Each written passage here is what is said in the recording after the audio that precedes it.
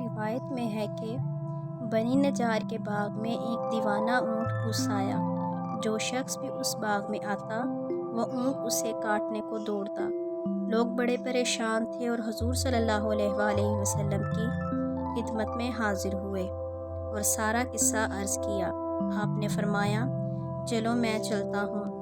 چنانچہ آپ باغ میں تشریف لے گئے اور اس اونٹ سے فرمایا، ادھر آؤ۔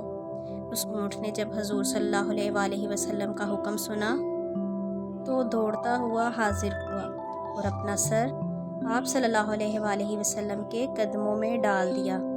آپ نے فرمایا، اس کی نکیل لاؤ۔ آپ نے اسے نکیل ڈال کر اس کے مالک کے حوالے کر دیا اور اونٹ آرام سے چلا گیا۔